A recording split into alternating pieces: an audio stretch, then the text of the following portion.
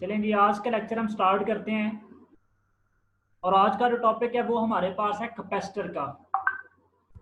ये आप लोगों ने पहले भी पढ़ा हुआ है, इंतहाई आसान टॉपिक है। आपको पता है कि कैपेसिटर जो है ये बेसिकली क्या होता है। डेफिनेशन इसकी पढ़ लेते हैं। और डेफिनेशन से पहले आपको मैं थोड़ा सा बता देता हूँ कि कैपेसिटर जो है वो एक ऐसी डिवाइस है जो चार्जेस को स्टोर करती है। इसी तरह चैप्टर नंबर 14 के अंदर हम एक और चीज पढ़ेंगे जिसका नाम होगा इंडक्टर। इंडक्टर भी एक ऐसी डिवाइस है जो चार्जेस को स्टोर करती है। दोनों में फर्क क्या है? कैपेसिटर जो है ये चार्जेस को इलेक्ट्रिक फील्ड में स्टोर करती है, जबकि इंडक्टर चार्जेस को मैग्नेटिक फील्ड में स्टोर करती है। तो सबसे पहले तो ये यहाँ पर लिख दी है डेफिनेशन इसकी कि a capacitor is a device that can store charges. Capacitor जो है ये एक ऐसी डिवाइस है जो चार्जेस को स्टोर करती है। अब आप लोगों ने पढ़ा हुआ है कि जो कैपेसिटर है उसकी दो प्लेट्स होती हैं। आमतौर पर हम जो डेली लाइफ के अंदर कैपेसिटर्स की एग्जांपल लेते हैं ना, उन एग्जाम्पल्स में हम दो कंडक्टिंग रॉड लेते हैं और वो दोनों कंडक्टिंग रॉड बेसिकली पैरेलल होते हैं। तो उन पैरेलल रॉड्स पर मुश्तमिल जो कैपेसिटर होता है उस कैपेसिटर को हम पैरेलल प्लेट्स कैपेसिटर का नाम दे देते हैं। तो उसने यहाँ पर लिखा हुआ है a simple capacitor consists of two parallel conducting plates separated by air or some insulating medium called dielectric। और ये भी आपको पता है, 10th क्लास में आपने वाजिया पढ़ा हुआ है कि दो प्लेट्स के दरमियान में जो एयर होती है या दो प्लेट्स के दरमियान में कोई इंसुलेटिंग मीडियम आप लोग प्लेस कर देते हैं, तो वो दो प्लेट्स के दरमियान में एयर हो या कोई और मीडियम हो इंसुलेटिंग, उसको हम डाइइलेक्ट्रिक का नाम देते हैं।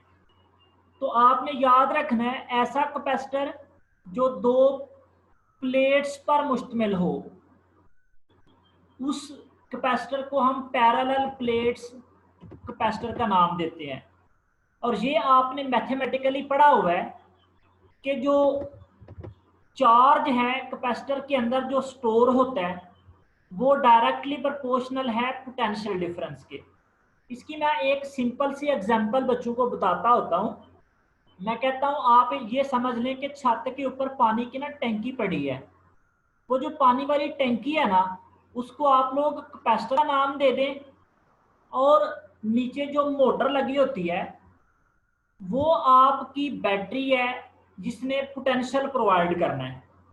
तो आपको पता है जितना पानी मोटर ज्यादा भेजेगी वो टैंकी जो है वो उतनी ज्यादा जल्दी फिल हो जाएगी, और जितना मोटर जो है वो कम पानी भेजेगी उतनी वो ज्यादा देर में टैंकी जो है वो फिल होगी। इसका मतलब ये होगा जितना पोटेंशियल दो प्लेट्स को आप ज्यादा प्रोवाइड करेंगे उतना दोनों प्लेट्स के ऊपर जो चार्ज है वो ज्यादा स्टोर होगा।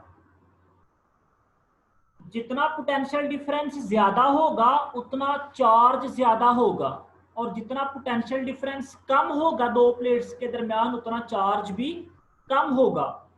तो ये Q जो है ये डायरेक्टली प्रोपोर्शनल होता है V के। Q चार्ज है जो कैपेसिटर की प्लेट्स पर स्टोर होता है, और V जो है ये प्लेट्स को मुहैया की जाने वाली बैटरी का पोटेंशियल डिफरेंस है। तो यहाँ पे ये प्रोपोर्शनैलिटी है। जब आप इस प्रोपोर्शनैलिटी को खत्म करें तो एक कांस्टेंट लगता है, और इस कांस्टेंट को हम कहते हैं कैपेसिटेंस। और ये कैपेसिटेंस किसके बराबर है? Q ओवर V के बराबर है। हम इसकी डेफिनेशन बाद में करते हैं, यहां से आप इसका यूनिट देख लें। तो चार्ज का यूनिट जो है ये बेसिकली क्या होता है? कूलम। और जो पोटेंशियल डिफरेंस है उसका यूनिट क्या होता है? वोल्ट। तो ये हमारे पास क्या बन जाएगा? Coulomb per volt. ये किसका यूनिट है? कैपेसिटेंस का। तो ये कूलम पर वोल्ट कैपेसिटेंस का यूनिट है जो कि फैरड के बराबर होता है। और ये जो फैरड है ये एक साइंटिस्ट के नेम पर रखा गया है, माइकल फैराडे। अब याद रखें ये जो हमारे पास उसने यहाँ पे मेंशन किया हुआ है कि जो प्रोपोर्शनैलिटी कांस्टेंट है C, उसको हम क्या कहते हैं, कैपेसिटेंस कहते हैं। अब यहाँ पर एक इंपॉर्टेंट शार्ट क्वेश्चन है कि जो कैपेसिटेंस है वो किन चीजों पर डिपेंड करती है। तो जो कैपेसिटेंस है वो दो चीजों पर डिपेंड करती है। पहले जो एरिया होता है प्लेट्स का, ये यहां पर मेंशन किया हुआ है, geometry of the plates that is area of plates, यानी प्लेट्स का एरिया जितना ज्यादा होगा, जितनी बड़ी प्लेट है उतने चार्जेस उस प्लेट पर ज्यादा स्टोर होंगे, जितनी प्लेट छोटी है उसका एरिया कम है उतने चार्जेस उस प्लेट पर कम स्टोर होंगे। तो पहले नंबर पे हम कहते हैं जो कैपेसिटेंस है वो geometry of the plates, for example area of plates पर डिपेंड करती है। नंबर दो प्लेट्स के दरम्यान में जो मीडियम है उस पर भी डिपेंड करता है। आप लोगों को जब सिंप्लीफाई करेंगे ना, नेक्स्ट टॉपिक डिस्कस करेंगे, तो आपको पता चलेगा अगर दो प्लेट्स के दरम्यान में एयर मौजूद है तो फिर कैपेसिटेंस कितनी होती है। अगर आप दो प्लेट्स के दरम्यान एयर की जगह कोई और इंसुलेटिंग मीडियम प्लेस कर देते हैं तो फिर उसकी कैपेसिटेंस पर क्या फर्क पड़ता है। तो मैं आपको थोड़ा सा ओवरव्यू बता देता हूं नेक्स्ट टॉपिक पढ़ने से पहले। जो कैपेसिटेंस है वो एरिया के डायरेक्टली प्रोपोर्शनल होती है, मतलब जितना ज्यादा एरिया लेंगे प्लेट का कैपेसिटर के ऊपर उतना ज्यादा चार्ज स्टोर होगा, तो हम कहते हैं उसकी कैपेसिटेंस ज्यादा है। यानी कैपेसिटेंस जो है वो एरिया ऑफ प्लेट के डायरेक्टली प्रोपोर्शनल है। उसके बाद ये जो मीडियम है, एयर जो है, उसके अलावा अगर आप कोई दूसरा इंसुलेटिंग मटेरियल दो प्लेट्स के दरमियान प्लेस करते हैं तब भी कैपेसिटेंस बढ़ जाती है। तो हम कहते हैं मीडियम को चेंज करने से भी कैपेसिटेंस जो है वो इंक्रीज हो जाती है। ये वीडियो बंद करे आयस मलिक। तो ये दो फैक्टर हैं कैपेसिटेंस के। अब हमने देखना है कि ये कैपेसिटेंस जो है ये बेसिकली है क्या। आयस फिर वीडियो आपकी आती है। तो आप लोग ये फार्मूला अगर देखें कि यहाँ पे जो कैपेसिटेंस है वो क्या चीज है। कैपेसिटेंस बेसिकली क्या है, Q ओवर V। आपने इसी फार्मूले की मदद से ही कैपेसिटेंस की जो डेफिनेशन है वो देख लेनी है। इसका मतलब है उसने यहां पर मेंशन किया हुआ डेफिनेशन में, the capacitance of a capacitor can be defined as the amount of charge on one plate necessary to raise the potential of that plate by 1 volt with respect to the others। यानी उसने यहां पर बता दिया है कि किसी भी कैपेसिटर की जो कैपेसिटेंस है वो बेसिकली क्या होती है, वो किसी भी प्लेट पर चार्जेस की तादाद होती है। कितने चार्जेस, जो दो प्लेट्स के दरमियान 1 वोल्ट का पोटेंशियल डिफरेंस क्रिएट कर सके। तो ये कैपेसिटेंस की डेफिनेशन है। अब आपको मैंने बताया पहले कैपेसिटेंस जो है वो कूलम पर वोल्ट के बराबर है और कूलम पर वोल्ट फैरेड के बराबर होता है। तो कैपेसिटेंस का फिर जो यूनिट है ये यहां पर मेंशन किया हुआ है, the SI unit of capacitance is coulomb per volt which is because of frequent use in commonly called farad, और उसको हम F के साथ रिप्रेजेंट करते हैं after the famous English scientist Faraday. तो ये उसने बता दिया कि जो 1 फैरेड है वो किसके बराबर होता है, 1 कूलम पर वोल्ट के। अब आपसे इंपॉर्टेंट डेफिनेशन पूछी जाएगी 1 फैरेड क्या होता है। तो आप फार्मूले से देखें ना, अगर आप लोग दो प्लेट्स को 1 वोल्ट का पोटेंशियल प्रोवाइड करें और 1 वोल्ट पोटेंशियल डिफरेंस प्रोवाइड करने से प्लेट्स पर 1 कूलम चार्ज स्टोर हो जाए, तो उस कैपेसिटर की जो कैपेसिटेंस है वो किसके बराबर होगी? 1 फैरेड के बराबर होगी। तो यही डेफिनेशन यहां पर मेंशन की है। The capacitance of a capacitor is 1 farad if a charge of 1 coulomb given to one of the plate of a parallel plate capacitor produce a potential difference of 1 volt between them। यानी plates के ऊपर आपने 1 coulomb charge provide किया और वो 1 coulomb charge जब 1 volt का potential difference create कर देता है तो उस कैपेसिटर की कैपेसिटेंस जो है वो 1 फैरेड के बराबर होती है। ये लाइनें कौन सा बच्चा लगा रहा है?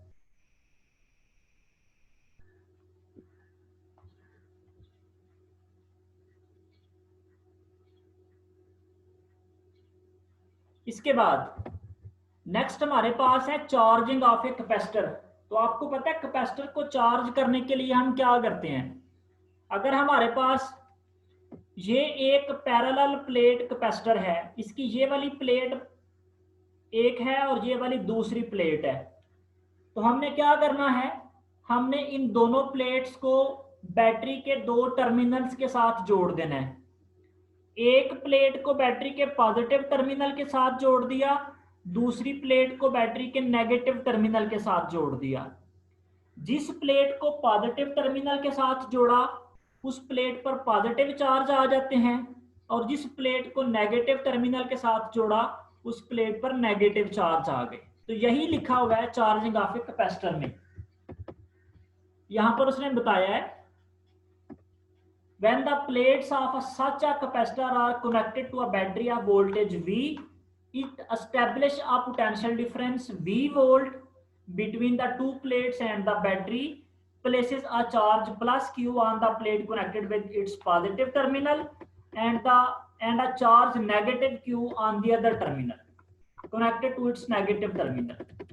Let Q be the magnitude of the charge on either of the plate। तो ये उसने दोबारा मेंशन कर दिया है कि Q जो है ये V के प्रोपोर्शनल होता है।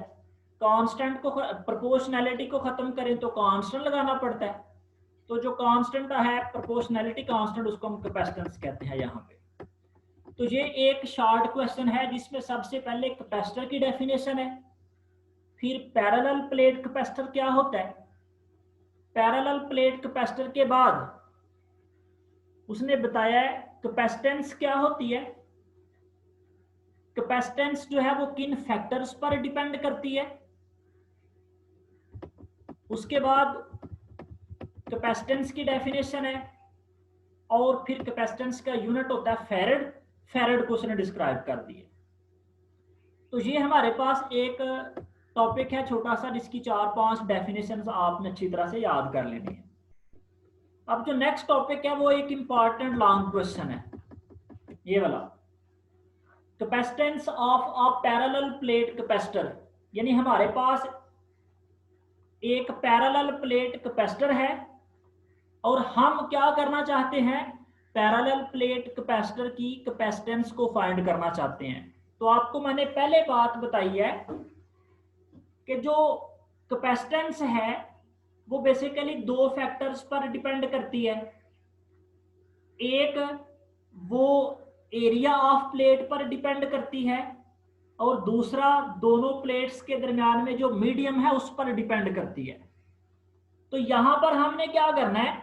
यहां पर हमने प्लेट्स का एरिया चेंज नहीं करना, सिर्फ और सिर्फ 2 प्लेट्स के दरमियान में जो मीडियम है उसको चेंज करना है। एक दफा हम क्या करेंगे? दोनों प्लेट्स को वैक्यूम में रखेंगे, फिर कैपेसिटेंस की वैल्यू को फाइंड करेंगे, फिर बाद में हम उन दोनों प्लेट्स के दरमियान कोई इंसुलेटिंग मटेरियल जो है वो प्लेस कर देंगे, फिर उसकी कैपेसिटेंस को फाइंड करेंगे। तो क्या लिखा गया है? कहता है consider a parallel plate capacitor consisting of 2 plane metal plates each of area A separated by a distance d। उसने कह दिया 2 हमारे पास प्लेट्स हैं, हर प्लेट का एरिया a है और दोनों प्लेट्स के दरमियान में जो गैप है वो d के बराबर है।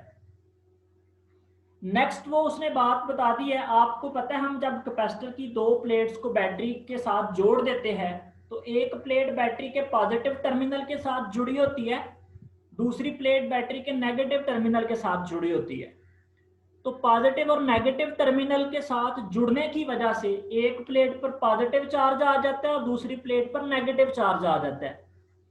तो फिर आपको ये भी बात पता है कि दो पैरेलल प्लेट्स की जो इलेक्ट्रिक फील्ड है वो यूनिफॉर्म होती है और वो दो प्लेट्स के दरमियान उसकी वैल्यू जो है वो होती है। तो यहां पर यही लिखा हुआ है, the distance d is small so that the electric field E between the plates is uniform and confined almost entirely in the region between the plates। यानी जब आप दोनों प्लेट्स को बैटरी के साथ जोड़ देते हैं फिर दोनों प्लेट्स पर चार्ज आ जाता है और उस चार्ज की वजह से दोनों प्लेट्स के दरमियान में एक इलेक्ट्रिक फील्ड जो है वो प्रोड्यूस हो जाती है और उस इलेक्ट्रिक फील्ड की वैल्यू दो प्लेट्स के दरमियान ही रहती है। तो उसने ये एक डायग्राम बनाई हुई है कि हमारे पास दो प्लेट्स हैं, एक प्लेट को बैटरी के पॉजिटिव टर्मिनल के साथ दूसरी प्लेट को बैटरी के नेगेटिव टर्मिनल के साथ जोड़ दिया और दोनों प्लेट्स के दरमियान में जो गैप है वो d के बराबर है। अब पहले केस में हमने क्या करना है, पहले केस में हमने दोनों प्लेट्स के दरमियान में जो डिस्टेंस है ना इसको फिल करना है वैक्यूम से, मतलब हवा इसके अंदर मौजूद है। जब दोनों प्लेट्स के दरमियान वैक्यूम हो तो फिर इसकी कैपेसिटेंस पर क्या फर्क पड़ता है। तो यार देखिए इसकी कैलकुलेशन में कैपेसिटेंस तो आपको पता है किसके बराबर होती है, C is equal to Q बटा वी। ये मैंने C के साथ वैक्यूम लिखा हुआ है ताकि आपको समझने में आसानी हो, क्योंकि हमने दो टॉपिक्स यहाँ पर डिस्कस करने हैं। एक में हमने वैक्यूम दो प्लेट्स के दरमियान रखना है और एक में हमने मीडियम प्लेस कर देना है, इसलिए यहां पर लिखा गया है सी वैक्यूम। तो फार्मूला वही है, सी बराबर है क्यू बटा वी, तो इसके साथ सिर्फ और सिर्फ हमने क्या किया, क्यू ओवर वी लिख दिया। अब ये एक फार्मूला आपने याद रखना है, electric intensity between two oppositely charge plate जो है, ये फार्मूला आपको याद रखना है। यहाँ पर उसका डायरेक्ट रिलेशन यूज किया गया है, ये नेक्स्ट आपकी बीएससी की क्लास में प्रूव किया जाता है कि जो इलेक्ट्रिक इंटेंसिटी होती है ना, ये हमने वैसे पढ़ा भी हुआ है। आप लोगों को अगर याद हो गॉसेस लॉ की एक एप्लीकेशन हमने पढ़ी थी, तो गॉसेस लॉ की एप्लीकेशन में जब आप लोगों ने इलेक्ट्रिक फील्ड इंटेंसिटी फाइंड की थी बिटवीन द प्लेट्स, तो वहां पर ये फार्मूला ड्राइव भी किया था हमने। तो ये वही फार्मूला है कि दो पैरेलल प्लेट्स के दरमियान जो इलेक्ट्रिक फील्ड इंटेंसिटी होती है ना उसकी वैल्यू होती है E is equal to sigma over epsilon not. अब इसके बाद जो आप ये वाला नेक्स्ट रिलेशन देख रहे हैं, ये वाला, इसका तो आपको ऑलरेडी पता है कि ये सिग्मा जो है ये चार्ज डेंसिटी होती है और चार्ज डेंसिटी क्या होती है, चार्ज पर यूनिट एरिया। ये हम फार्मूला इसको लिखते हैं। अब आपने पता क्या करना है, ये वाला फार्मूला यहां से भी सिग्मा की वैल्यू ड्राइव करें, यहां से भी सिग्मा की वैल्यू ड्राइव कर लें, तो एक मसावात में आपने उनको कंपेयर करना है। फिर जब आप कंपेयर करेंगे ना तो फिर आपके पास वो फर्दर जो रिलेशन है वो बन जाएगा। दोबारा सुन ले मैंने क्या कहा है, यहां से सिग्मा क्या है, क्यू बटा ए, यहां से सिग्मा क्या आएगा, ई एप्सिलॉन। फिर दोनों इक्वेशंस को कंपेयर करना है, तो जब आप कंपेयर करेंगे ना तो फिर हमारे पास जो वैल्यू है वो क्या बनेगी, ये आ जाएगी E is equal to Q over A epsilon not. ये आप कंपेयर करके खुद सॉल्व करके भी देख सकते हैं इसको। अब हमने क्या किया, अब हमारे पास E का ये वाला फार्मूला आ गया। अब एक फार्मूला हमें पहले से पता है, electric intensity in term of potential gradient, वो किसके बराबर होता है, E is equal to delta V और डेल्टा डी हम इसको कहते हैं। इसके साथ नेगेटिव भी लिखा होता है, तो नेगेटिव चूंकि सिर्फ इस बात की निशानदेही होती है कि वो जो टेस्ट चार्ज है वो डिक्रीजिंग पोटेंशियल की तरफ मूव कर रहा होता है, इसलिए यहां पर वो मैंने मेंशन नहीं किया। तो electric field intensity in term of potential gradient किसके बराबर होता है, E is equal to V over D.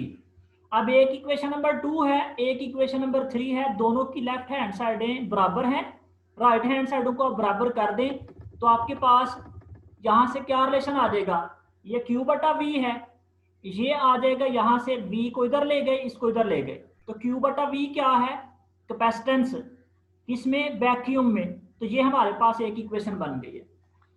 तो कैपेसिटेंस जो है वैक्यूम के अंदर किसके बराबर होती है, ए एप्सिलॉन नॉट ओवर क्या है, डी। तो इस फार्मूले से आप देख सकते हैं कि जो कैपेसिटेंस है वो एरिया ऑफ द प्लेट के डायरेक्टली प्रोपोर्शनल है, और जो D distance between the plates है उसके इनवर्सली प्रोपोर्शनल है। जितना प्लेट्स का एरिया ज्यादा करेंगे उतना प्लेट्स पर चार्ज ज्यादा स्टोर होगा, मतलब कैपेसिटेंस बढ़ेगी, और जितना दो प्लेट्स के दरमियान में जो गैप है उसको आप कम करेंगे, मतलब डी को कम करेंगे, तो उतनी वैल्यू भी इंक्रीज होगी। अब ये पहला स्टेप है जिसमें आप लोगों ने दो प्लेट्स के दरमियान में एयर को प्लेस किया। अब हमने नेक्स्ट क्या करना है, जो नेक्स्ट है उसमें हमने दोनों प्लेट्स के दरमियान में एयर नहीं रखनी, अब हमने कोई मीडियम प्लेस कर देना है, in the presence of a medium between plates. तो क्या लिखा है, when a dielectric material is inserted between the plates reading drops indicating a decrease in the potential difference between the plates. तो आपको पता है जब दो प्लेट्स के दरमियान एयर मौजूद हो तो फिर इलेक्ट्रिक फील्ड इंटेंसिटी और होती है जब आप लोग दो प्लेट्स के दरमियान में किसी और मटेरियल को रख देते हैं जो इंसुलेटिंग होता है, तो इंसुलेटिंग मटेरियल से दो प्लेट्स के दरमियान जो पोटेंशियल डिफरेंस है ना वो ड्रॉप होता है, क्योंकि अपोजिंग फोर्स बढ़ जाती है मटेरियल की वजह से। तो फार्मूला यहां पर लगा दिया गया है, ऊपर जो आपने फार्मूला ड्राइव किया है ये वाला देखो, ये सी वैक्यूम है, इसी को आपने क्या करना है, यहाँ पर वैक्यूम की जगह लगा देना मीडियम, तो सी मीडियम आ जाएगा, ए वैसे का वैसा ही रहेगा, एप्सिलॉन नॉट जो है ये परमिटिविटी फ्री स्पेस होता है, तो आपने यहाँ पर क्या करना है, यहाँ पर एप्सिलॉन मीडियम लिखना है। अब आप लोगों ने कूलम्स लॉ पढ़ा था, तो कूलम्स लॉ वाले फार्मूले में आपको पता है कि जो एप्सिलॉन मीडियम है वो बेसिकली क्या होता है, एप्सिलॉन नॉट और एप्सिलॉन आर का प्रोडक्ट होता है। तो नीचे वाला फार्मूला मैंने डायरेक्ट लिख दिया, यहाँ पर सी मीडियम, ए वैसे का वैसा ही, एप्सिलॉन मीडियम आपने पहले करना है, फिर एप्सिलॉन मीडियम की जगह ये वैल्यू लगानी है, क्योंकि हमें पता है एप्सिलॉन मीडियम जो है ये प्रोडक्ट होता है एप्सिलॉन नॉट का और एप्सिलॉन आर का, और एप्सिलॉन आर क्या है ये भी आपको पता है, इसको हम रिलेटिव परमिटिविटी का नाम दे देते हैं। तो ये वाला फार्मूला है जब दो प्लेट्स के दरमियान कोई इंसुलेटिंग मीडियम प्लेस हो तब उस कैपेसिटर की कैपेसिटेंस जो है वो ये वाली होती है। अगर दो प्लेट्स के दरमियान एयर मौजूद हो तो फिर दोनों प्लेट्स की जो कैपेसिटेंस है वो किसके बराबर होती है, ए epsilon not over D.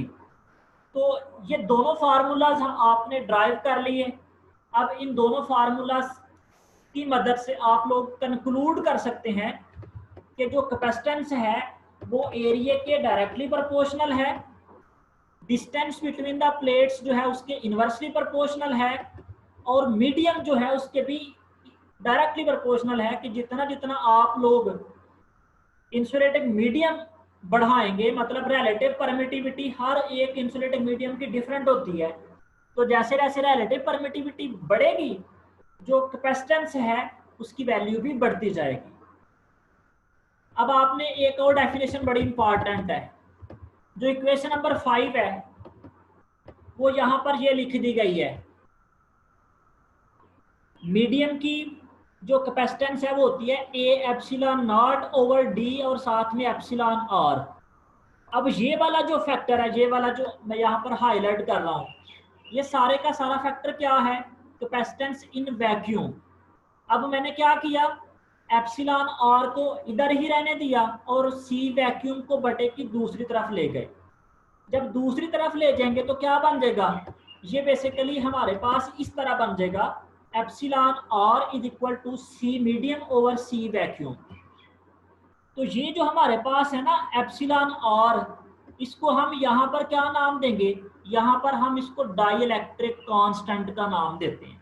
Dielectric constant Coulomb's law में इसको हमने रिलेटिव परमिटिविटी का नाम दिया था, लेकिन कैपेसिटर वाले टॉपिक में हम इसको डाइइलेक्ट्रिक कांस्टेंट का नाम देते हैं। तो इस फार्मूले की मदद से आप लोग इसकी जो डेफिनेशन है वो बना सकते हैं कि डाइइलेक्ट्रिक कांस्टेंट जो है ये बेसिकली रेशो है किसकी, कैपेसिटेंस इन मीडियम की, कैपेसिटेंस इन वैक्यूम की। तो इसको अल्फाज में यहाँ पर लिखा गया है, उसको मैं रीड कर देता हूँ।